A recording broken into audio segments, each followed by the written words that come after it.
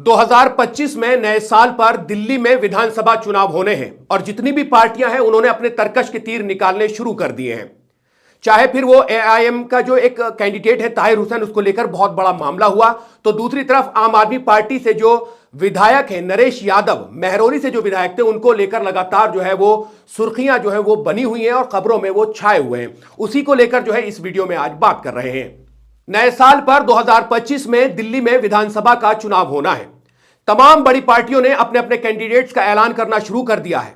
मैं आप तमाम लोगों को बता दूं कि मजलिसे इत्तेहादुल मुस्लिमीन ने जो टिकट दिया ताहिर हुसैन को, उसको लेकर काफी बात हुई, लेकिन दूसरी तरफ आम आदमी पार्टी के नरेश यादव, जिन्होंने कलाम पाक की बेहुरमती का जिन पर इल्जाम है, आरोप है, उसको लेकर जो है आज सोशल मीडिया पर काफी चर्चा है, क्योंकि उन्होंने एक पोस्ट की है और चुनाव लड़ने से इनकार कर दिया है और दूसरे कैंडिडेट को वहां से कैंडिडेट बनाया गया है। क्या है पूरी खबर, आइए जानते हैं इस पूरी वीडियो में।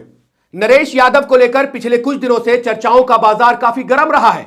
आप उम्मीदवार रहे नरेश यादव ने शुक्रवार आज 20 दिसंबर को एक्स पर चुनाव नहीं लड़ने का ऐलान किया। उन्होंने कहा, आज से 12 साल पहले अरविंद केजरीवाल की ईमानदारी की राजनीति से प्रेरित होकर मैं आम आदमी पार्टी में आया था। इस पार्टी ने मुझे बहुत कुछ दिया है। आज अरविंद जी ने से मिलकर मैंने उनको बताया कि जब तक कोर्ट से मैं बाइज्जत बरी नहीं हो जाता हूं तब तक मैं चुनाव नहीं लड़ूंगा।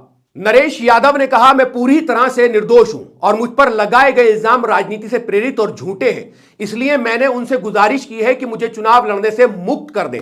महरौली के लोगों की सेवा करता रहूंगा और एक आम कार्यकर्ता की तरह ही जान लगाकर केजरीवाल को फिर से सीएम बनाऊंगा। जय हिंद, भारत माता की जय। ये ट्विटर एक्स पर उन्होंने लिखा है। उनकी जगह पार्टी ने महेंद्र चौधरी को महरौली सीट से चुनावी मैदान में उतारने का ऐलान किया है। नरेश यादव पर कुरान शरीफ की बेअदबी का आरोप है।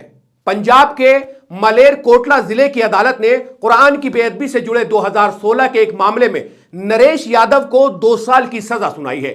दरअसल 2016 में अज्ञात लोगों ने कुरान के पन्ने फाड़कर मुस्लिम समुदाय के इलाके में फेंक दिए थे, जिसके बाद पूरे इलाके में तनाव फैल गया था और मुस्लिम समुदाय की भारी भीड़ ने स्थानीय अकाली दल विधायक के घर पर तोड़फोड़ कर दी थी। हालात को नियंत्रण में करने के लिए पुलिस को गोलियां भी चलानी पड़ी थी। इस मामले में 3 लोगों को गिरफ्तार कर लिया गया था। इन गिरफ्तार लोगों में से एक मुख्य साजिशकर्ता विजय ने आम आदमी पार्टी के दिल्ली के महरौली से विधायक नरेश यादव का नाम पूरी साजिश रचने के लिए लिया था।